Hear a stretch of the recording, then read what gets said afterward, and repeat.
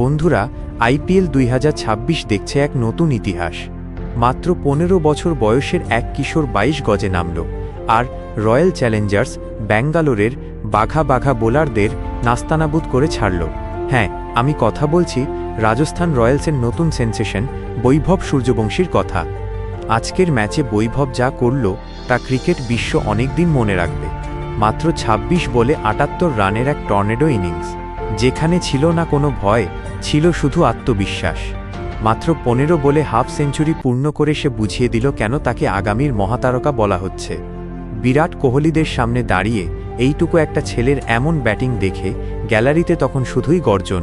পাওয়ার প্লেতে রাজস্থানকে একাই টেনে নিয়ে গেল পাহাড় প্রমাণ স্কোরের দিকে।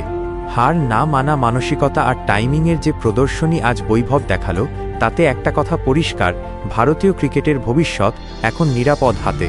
সাবাস বৈভব, এভাবেই এগিয়ে যাও।